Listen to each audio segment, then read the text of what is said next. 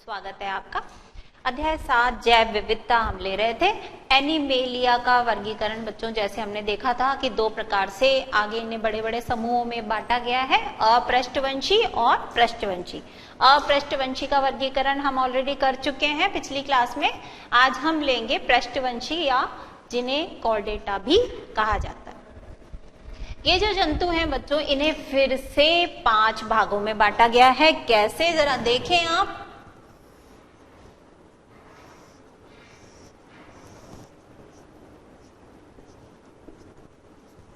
सबसे पहला वर्ग जो है वो है मत्स्य, उसके बाद दूसरा वर्ग उभयचर जंतुओं का, तीसरा सरीसृप, चौथा पक्षी वर्ग और लास्ट सबसे उन्नत वर्ग स्तनधारी वर्ग, सबसे विकसित वर्ग।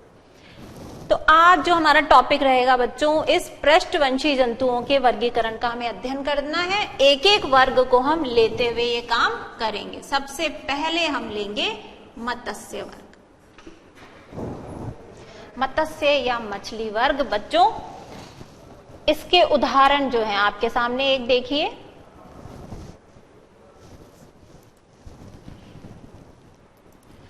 मछलियों को बच्चों इस वर्ग में रखा गया है।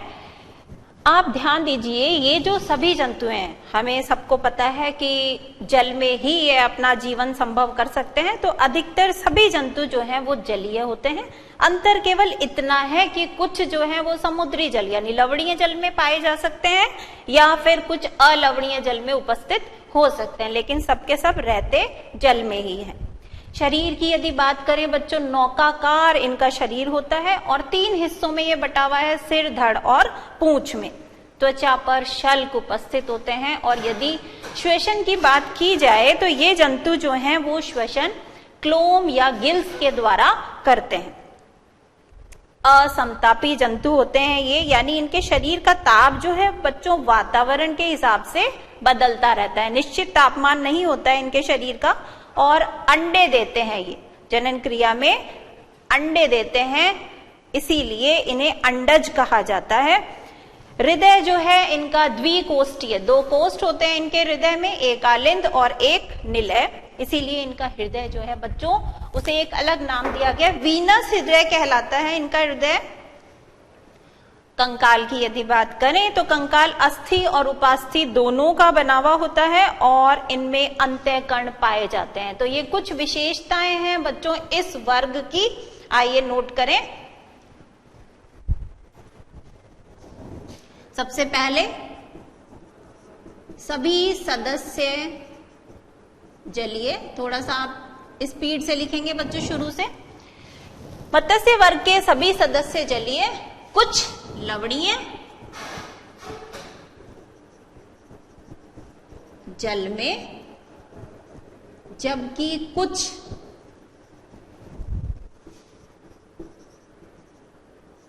अलवणीय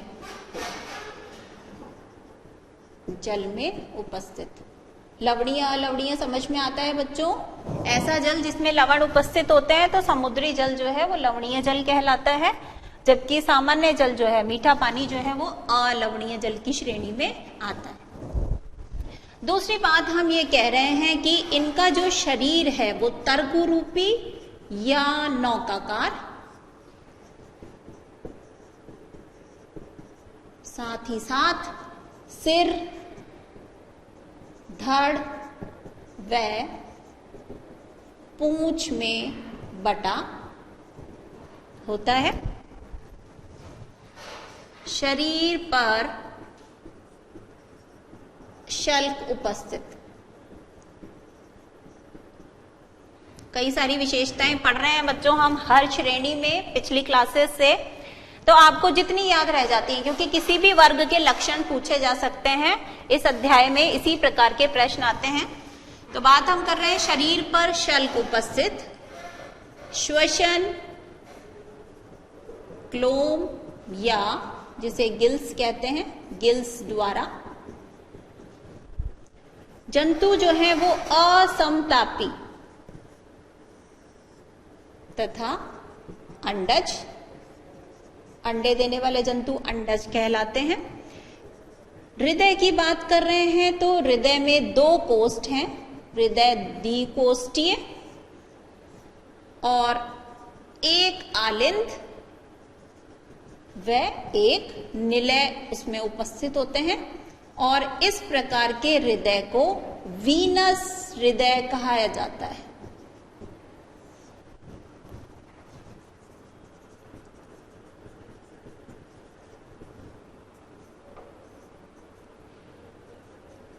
अस्थि व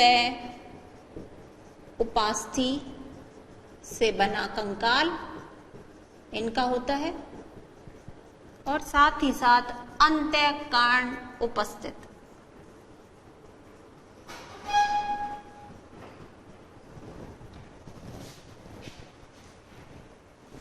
नोट करें आप, सभी जंतु जलीय, कुछ लवणीय और कुछ अलवणीय जल में उपस्थित। शरीर तर्कु रूपी नौकाकार भी कहा जा सकता है, जिसे सिर धड़ पूंछ में विभक्त, त्वचा पर शल्क उपस्थित, श्वसन के लिए गिल्स या क्लोम उपस्थित, असमतापी और अंडज जंतु होते हैं। हृदय में 2 कोष्ठ होते हैं और ये हृदय वीनस हृदय कहलाता है। कंकाल अस्थि और उपास्थि दोनों का बना हुआ होता है और अंतःकर्ण इनमें पाए जाते हैं। उदाहरण के लिए इसके उदाहरण है बच्चों, जैसे कुत्ता मछली, विद्युत मछली,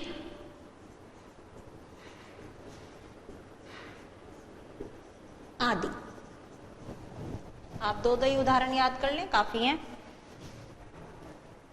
तो इस प्रकार ये सब विशेषताएं हैं बच्चों पृष्ठवंशी के पहले वर्ग मत्स्य की।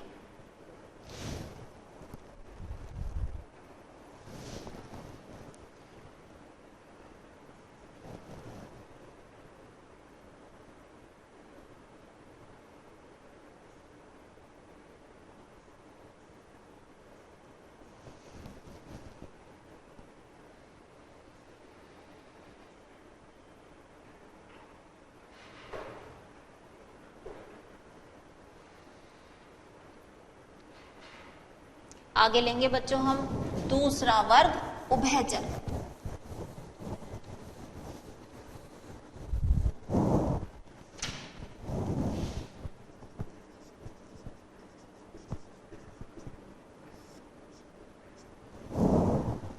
इसका एक उदाहरण देखेंगे बच्चों जरा हम, जो इस समूह में आते हैं सदस्य। मेंढक जो है बच्चों, इसको इस वर्ग में रखा गया है। मेंढक, सैलामांडर, टोड इस श्रेणी में आते हैं ये सदस्य। उभयचर, उभय यानी दोनों, ऐसे सदस्य इस श्रेणी में आते हैं जो जल और थल दोनों पर रहने की क्षमता रखते हैं। आइए नोट करें इनके हम कुछ पॉइंट्स।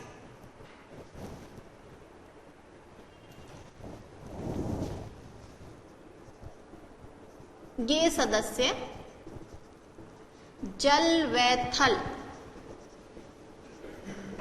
दोनों स्थानों पर रहते हैं। इनके शरीर पर शल्क नहीं होते, शल्क अनुपस्थित,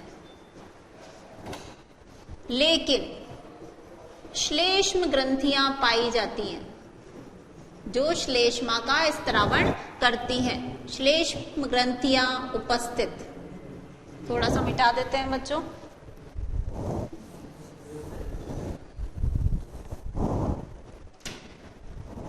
श्वसन की यदि बात करें तो ये जो जंतु हैं ये त्वचा के द्वारा, गिल्स या क्लोम के द्वारा तथा फेफड़ों के द्वारा श्वसन कर सकते हैं। ये भी असमतापी जंतु हैं तथा अंडे देते हैं, यानी अंडज हैं।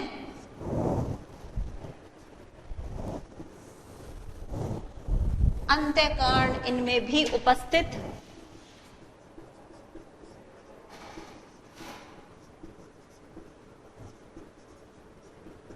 और यदि हृदय की बात करें तो हृदय में अब 3 कोष्ठ हो जाते हैं। हृदय त्रिकोष्ठीय, यानी इसमें आलिंदों की संख्या 2, साथ ही साथ एक निलय।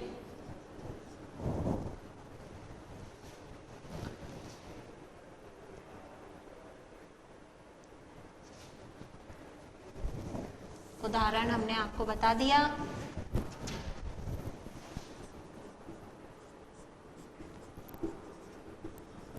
मेंढक तथा सैलामेंडर। उदाहरण भी यदि बच्चों ध्यान रखेंगे तो उसके आधार पर भी आप कुछ लक्षण लिख पाएंगे। तो ये हैं हमारे उभयचर जंतुओं की विशेषताएं। उसके बाद लेंगे हम तीसरा वर्ग जो है हमारा सरीसृप।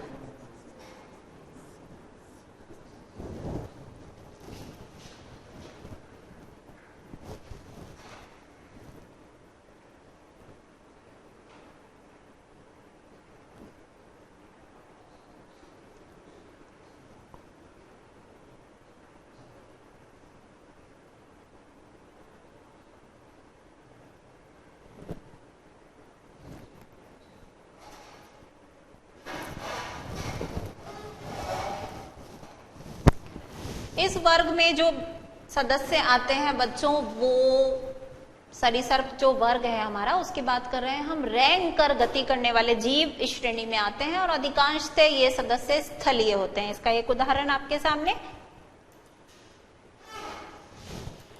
सर्प को इसके अंदर रखा गया है बच्चों। सर्प है, छिपकली है, इसके उदाहरण है। इनकी क्या विशेषताएं होती हैं जानते हैं जरा हम। अधिकांशतः ये सदस्य जो हैं वो स्थलीय होते हैं तथा रेंग कर गति करने वाले, शरीर पर शल्क उपस्थित और श्वसन जो है ये फेफड़ों की सहायता से करते हैं। ये जंतु भी बच्चों, इनका भी तापमान वातावरण के हिसाब से बदलता रहता है। ठंड होती है, तापमान कम है जब वातावरण का, तो इनके शरीर का ताप भी कम हो जाता है। गर्मी होने पर इनके शरीर का तापमान भी बढ़ जाता है, यानी ये भी असमतापी है। साथ ही साथ अंडे उत्पन्न करते हैं, अंडज है, और इनके अंडों पर कठोर आवरण होता है, कवच होता है कठोर। हृदय की यदि बात करें, इनका हृदय भी त्रिकोष्ठीय है, वही 2 आलिंद और 1 निलय। उदाहरण आप इसके लिख सकते हैं, सांप, छिपकली। इस प्रकार से ये विशेषताएं हो जाती हैं तीसरे वर्ग सरीसृप की।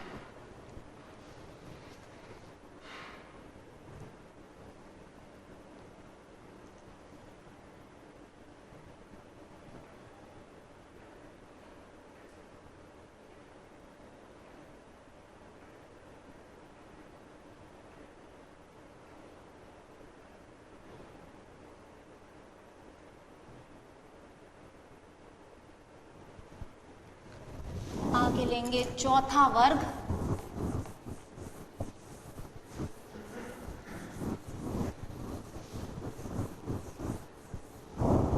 पक्षी। चौथा वर्ग है पक्षी वर्ग, अंग्रेजी में जिसे एवीज कहते हैं। पक्षी वर्ग के उदाहरण सभी जानते हैं आप। एक उदाहरण आपके समक्ष, मोर का उदाहरण है आपके समक्ष। इनका शरीर जो है बच्चों पंखों से ढका हुआ होता है, और पंख जो है वो इनके शरीर में अग्रपाद के रूपांतरण होते हैं। नोट कीजिए इनकी कुछ विशेषताएं।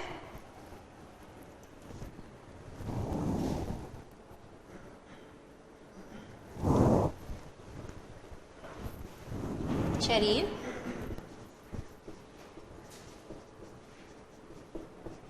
पंखों से ढका,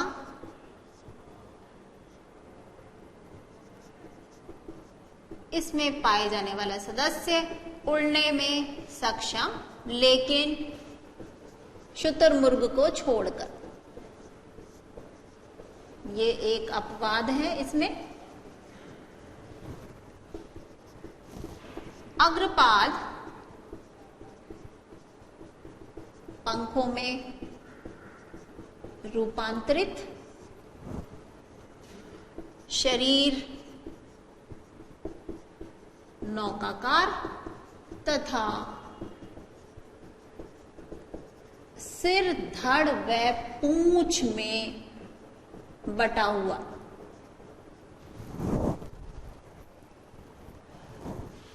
श्वसन फेफड़ों द्वारा ही करते हैं। हृदय जो है बच्चों वो 4 कोष्ठीय हो जाता है। इनका हृदय 4 कोष्ठीय यानी ऊपर के 2 कोष्ठ आलिंद और नीचे के 2 कोष्ठ निलिंद। एक और अंतर हमें देखने के लिए मिलता है, अब इनका तापमान जो है वो समान बना रहता है, समतापी, लेकिन ये जंतु भी अंडज ही हैं, अंडे उत्पन्न करते हैं। चोंच जो इनमें होती है बच्चों, जबड़े व दांत चोंच में रूपांतरित हो जाते हैं।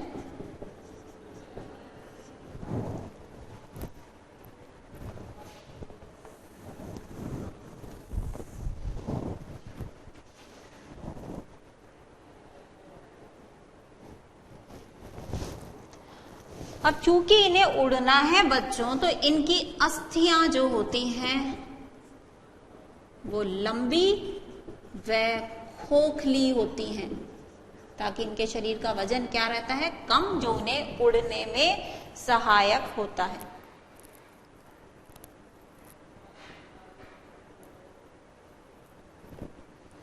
उदाहरण आप इनके कर सकते हैं, मोर, तोता आदि।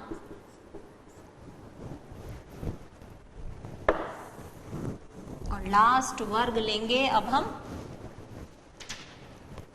स्तनधारी वर्ग। फटाफट आप नोट कर लें, बाकी बातें ब्रेक के बाद करेंगे, तब हम जल्दी से आप इसको नोट कर लें। पक्षी वर्ग, कुछ बच्चे लोग हमारे थोड़ा धीमा लिखते हैं।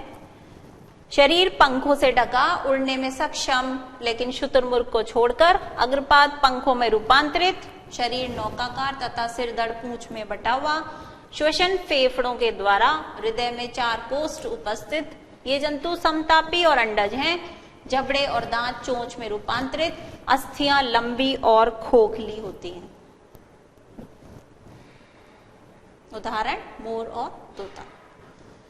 चलिए बच्चों, मिलते हैं ब्रेक के बाद।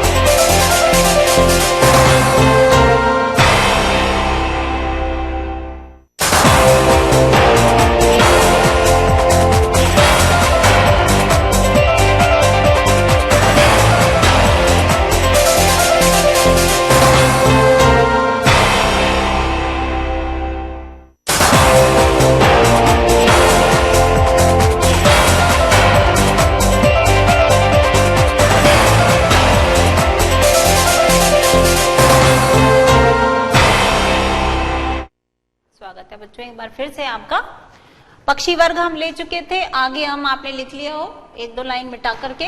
अगला हमारा जो लास्ट वर्ग है इसमें स्तनधारी वर्ग, उसको शुरू करें। कॉर्डेटा या पृष्ठवंशी का लास्ट जो वर्ग है वो है स्तनधारी वर्ग। इसके उदाहरण में से एक उदाहरण है आपके समक्ष कुछ इस प्रकार। कंगारू जो है बच्चों उसको स्तनधारी वर्ग में रखा गया है। आप देखिए ये जो जंतु है ये अंडे नहीं देते हैं, ये बच्चे उत्पन्न करते हैं, इसीलिए इन्हें जरायुज कहा जाता है। जो इस श्रेणी में जंतु आते हैं वो जरायुज कहलाते हैं। इसके अतिरिक्त और क्या क्या विशेषताएं नोट करिएगा जरा।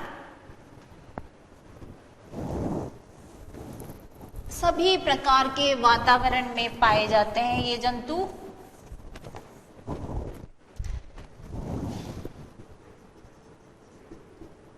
सभी वातावरण में उपस्थित। इंपॉर्टेंट बात यह है जिस आधार पर इसका नाम भी है बच्चों, सदस्यों में स्तन ग्रंथियां पाई जाती हैं जो किसी और वर्ग की विशेषता नहीं है। स्तन ग्रंथियां उपस्थित। इनका हृदय भी 4 कोष्ठीय है जिसमें ऊपर के 2 कोष्ठ आलिंद और नीचे के 2 कोष्ठ निलय कहलाते हैं। श्वसन फेफड़ों द्वारा।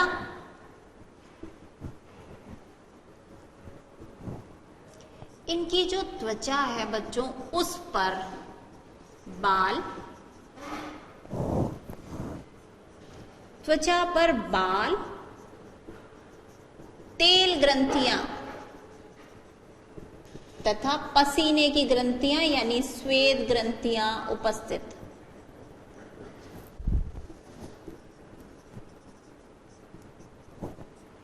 इन जंतुओं के शरीर का तापमान समान बना रहता है। जैसे कि आपको पता है मनुष्य के शरीर का तापमान 37 डिग्री सेल्सियस रहता है। समतापी है लेकिन अंडज नहीं है बच्चों, जरायुज है ये। जरायुज मतलब ऐसे जंतु जो बच्चे उत्पन्न करते हैं।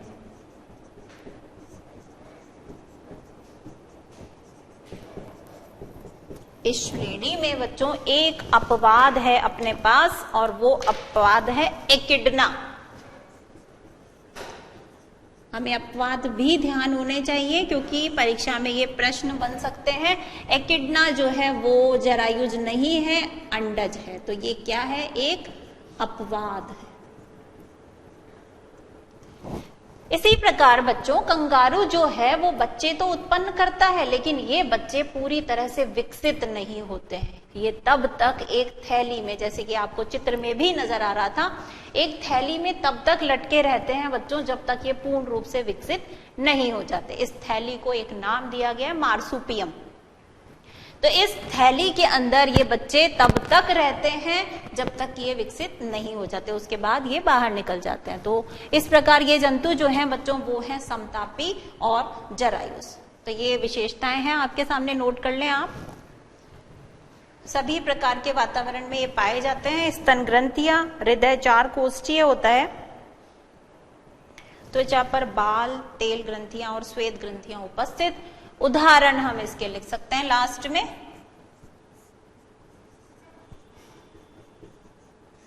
कंगारू, चमगादड़ तथा मानव इस श्रेणी में आते हैं। कुछ कुछ उदाहरण ले लिए हैं बच्चों हमने।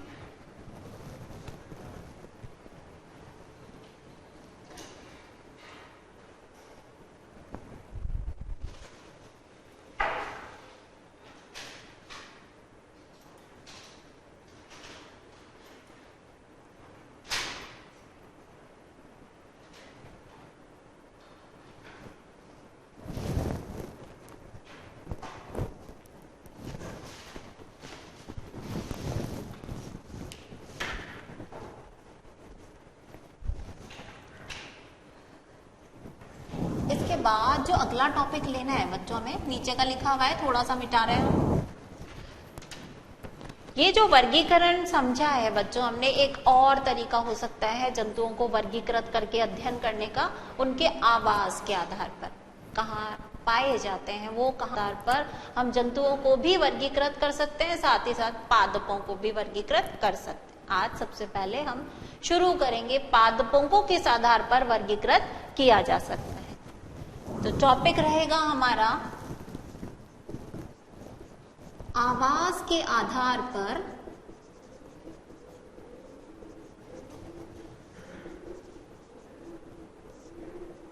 पादपों का वर्गीकरण।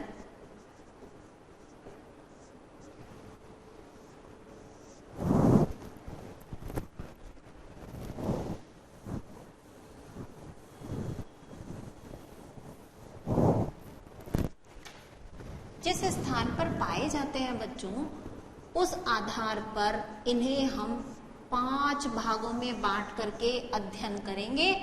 कौन कौन से हैं जानिए जरा।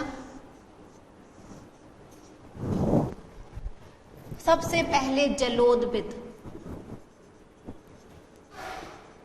ऐसे पौधे जो कि जल में या जल की अधिकता वाली मिट्टी में उपस्थित होते हैं, जलोदभिद की श्रेणी में रखे गए हैं।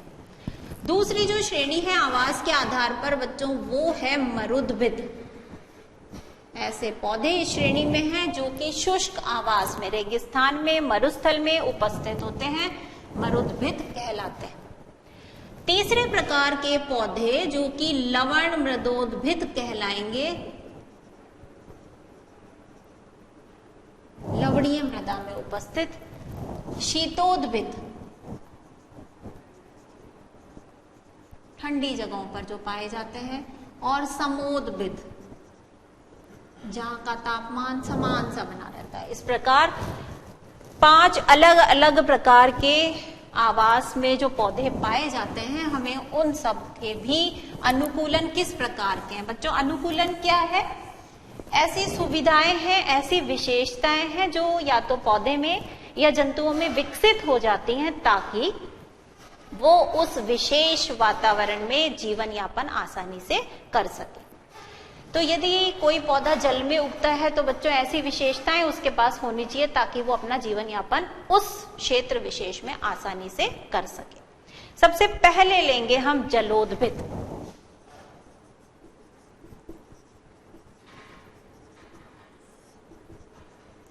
ये पौधे जो हैं वो जल में या जल की अधिकता वाली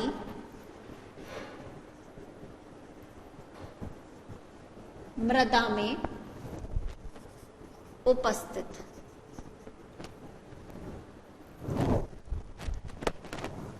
ऐसे क्षेत्र विशेष में जो पौधे पाए जाते हैं, ऐसी कौन सी विशेषताएं हैं जो इनमें पाई जाती हैं? सबसे पहली बात यदि हम करें बच्चों मूल की, तो इनमें मूल तंत्र अल्प विकसित होता है। जो स्थलीय पादप हैं उन्हें तो क्या है, जमीन में अपनी पकड़ बना के रखनी है, तो स्थलीय पादपों में मूल तंत्र सुविकसित होता है, जबकि इनमें ऐसी आवश्यकता नहीं है, तो मूल तंत्र इसके अंदर अल्प विकसित होता है। इसी प्रकार मूल रोम का इसमें अभाव होता है। ये बात तो जड़ की हो गई। उसके बाद अगर हम तने की बात करें तो तना जो है इनका पतला, कोमल और साथ ही साथ लचीला है।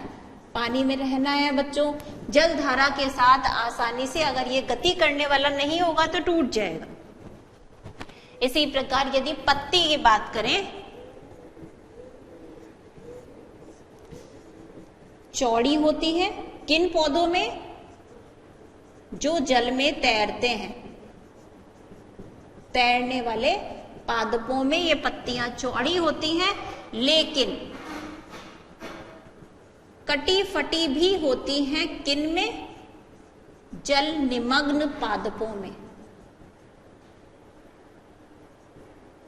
ऐसे पौधे जो जल में डूबे रहते हैं, उनकी पत्तियां जल के कारण कटी फटी हो जाती। जड़ तना तथा पत्ती में बड़ी बड़ी वायु गुहिकाएं उपस्थित हैं, वायु कोश उपस्थित हैं, जिसके कारण ये हल्के होते हैं और जल की सतह पर आसानी से तैर सकते हैं।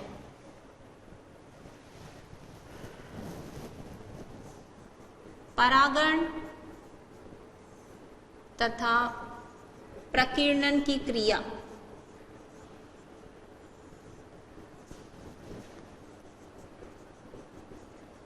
जल के माध्यम से होती है, क्योंकि ये जल में ही उपस्थित है। संवहन ऊतक जो है बच्चों, इनमें संवहन ऊतक जो है वो कम विकसित होते हैं।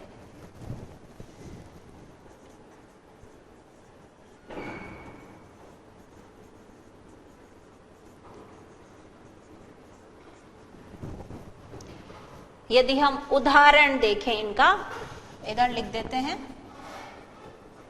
जलोद्भिद के उदाहरण, हाइड्रिला, कमल, सिंघाड़ा, ये कुछ इस क्षेत्र में पाए जाने वाले पादपों के उदाहरण।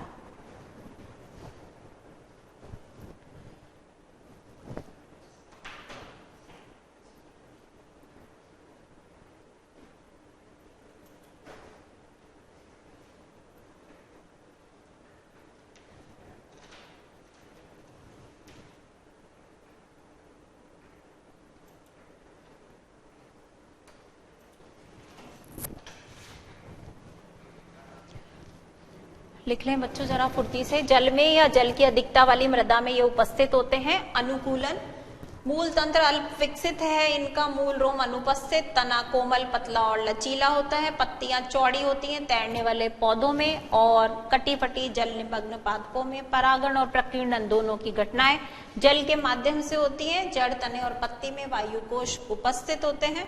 संवहन ऊतक की कमी पाई जाती है और सामने है आपके उदाहरण।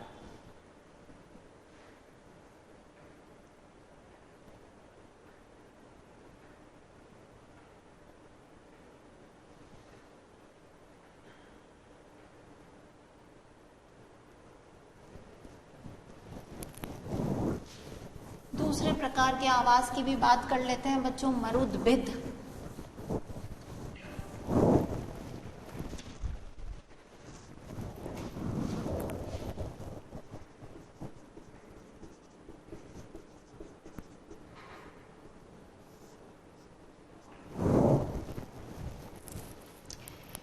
इस श्रेणी में जो पौधे आते हैं वो शुष्क आवास में पाए जाते हैं।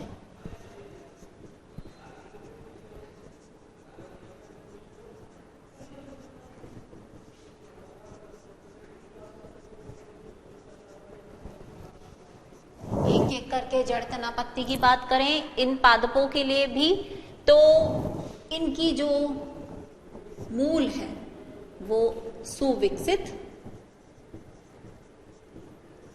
तथा जल की खोज में बच्चों गहराई तक जाती हैं।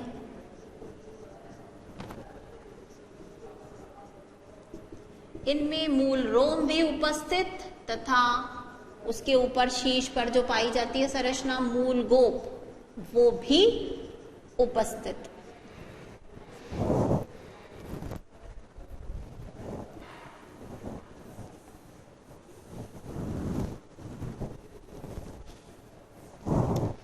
जड़ के बाद हम बात करते हैं तने की। तना कभी कभी हरा होने के कारण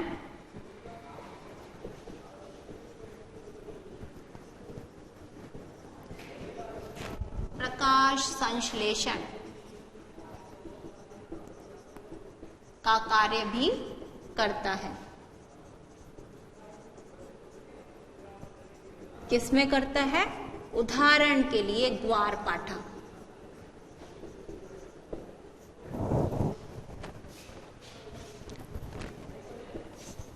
साथ ही साथ तना जो होता है बच्चों इन पादपों में वो काष्ठीय है, वह उस पर मोमी आवरण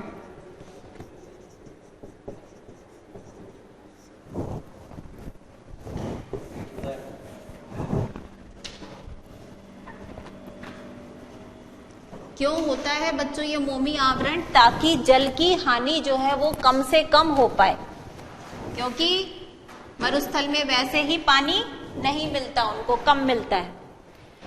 पत्तियों की बात करें बच्चों, पत्तियां ग्रीष्म ऋतु आने से पहले ही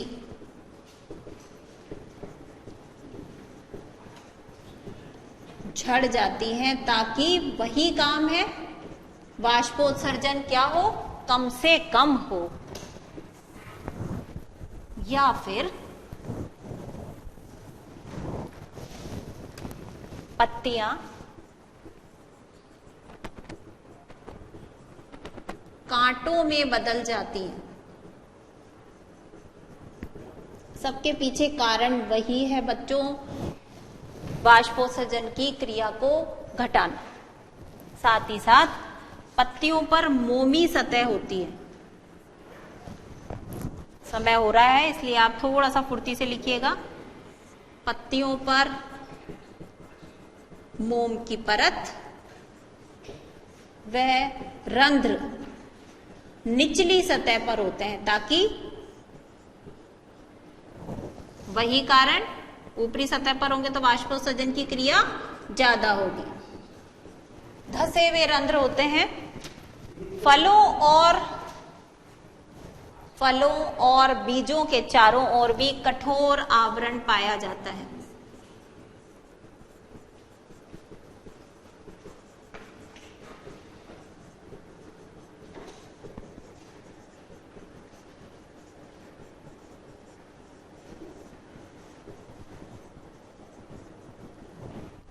और लास्ट में यदि हम बात करें इसके उदाहरण की,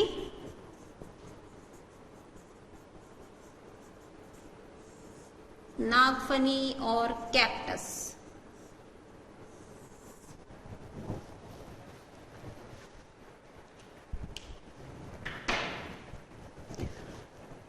थोड़ा तेज गति से लिखें बच्चों। मरुद्भिद की बात हम कर रहे थे। शुष्क आवास में पाए जाते हैं ये पौधे।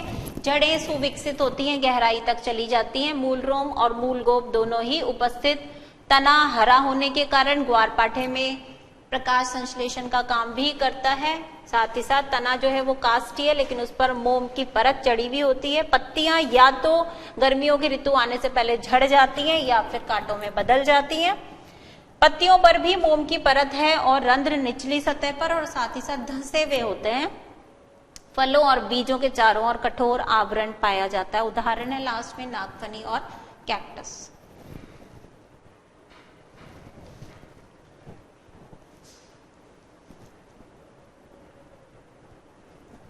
इसके आगे जो बच्चों और 3 आवास रह गए पादपों के, लेंगे हम नई क्लास में, अपनी अगली क्लास में छुट्टियों के बाद। आप सभी को हमारी तरफ से दीपावली की ढेर सारी शुभकामनाएं। नमस्कार।